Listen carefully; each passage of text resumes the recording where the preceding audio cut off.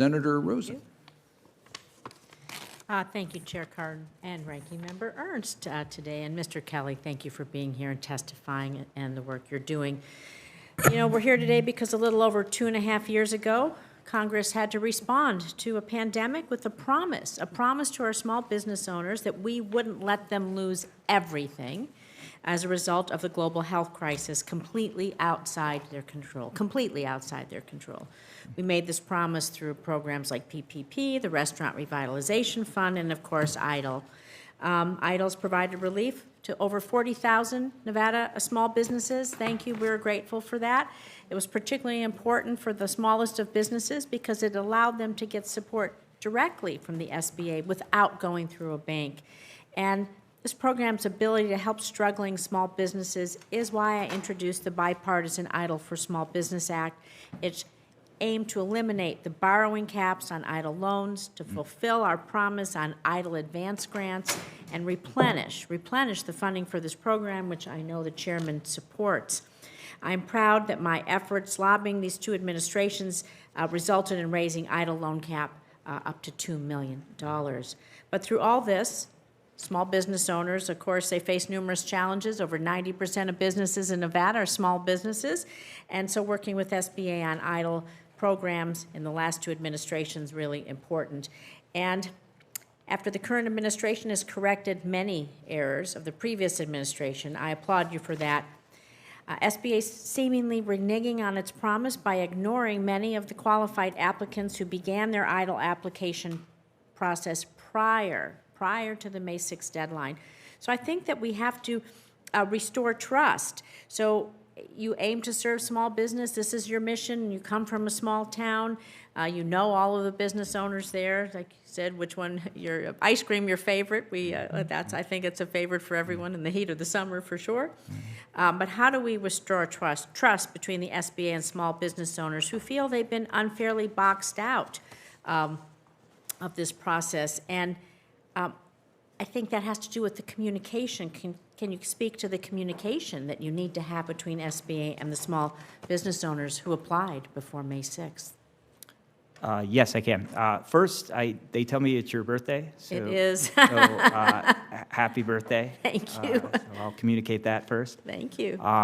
Ice cream, maybe. Hey, I tell you, yeah. I mean, the cherry dip at Dairy Queen, pretty good. Pretty good. So what I'll say about communication, so there's no question that for 24 months there were peaks and valleys in terms of the pluses and minuses with the way that the programs were communicated. We've talked about structural expectation setting earlier in the hearing, and you referenced this, which is to say, you tell someone in 2020 you can show up for something, you don't need documentation to validate that you filed taxes, we give you $150,000. We do $3.6 million in 4 months.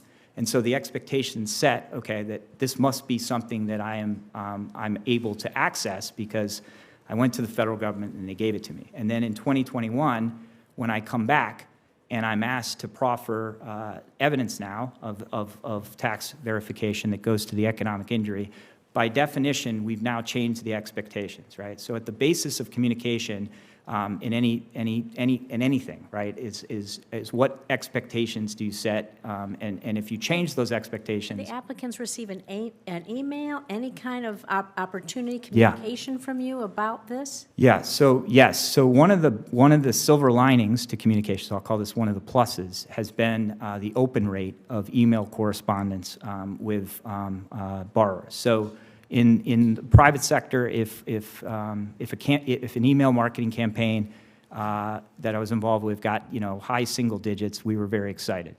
And during PPP, it would climb into the double digits. At SBA for COVID EIDL programs, we were getting in some cases each week 60% open rates.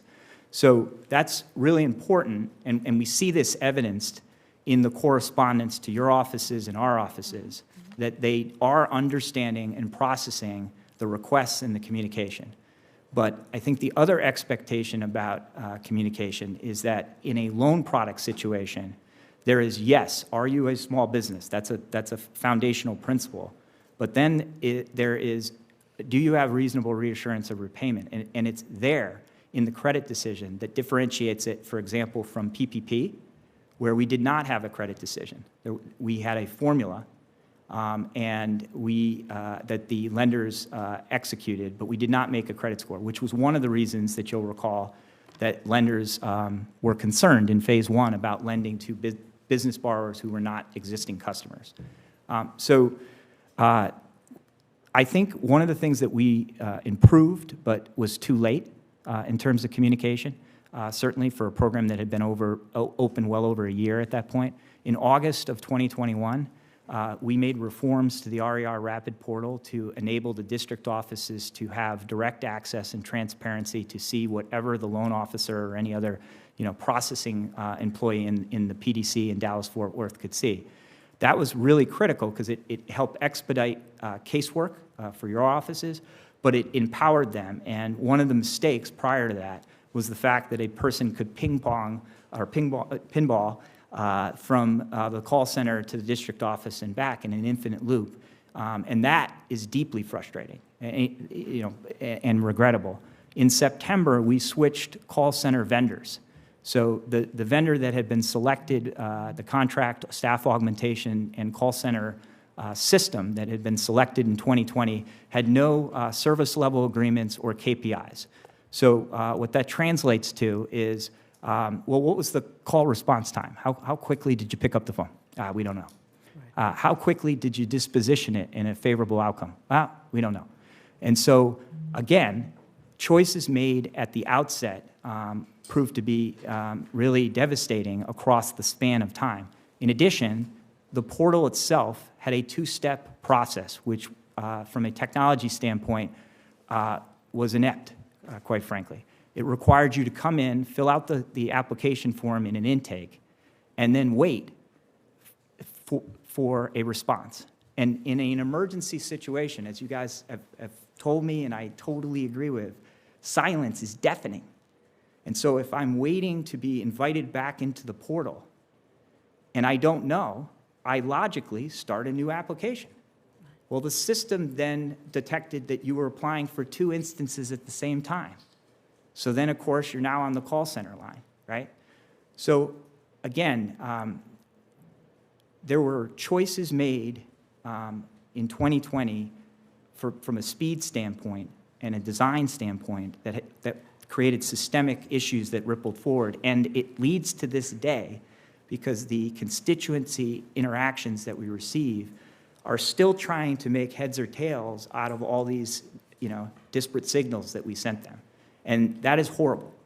And from Administrator Guzman's standpoint, it's never again. And so the Office of Capital Access is now charged with reforming all of this in the core natural disaster programs.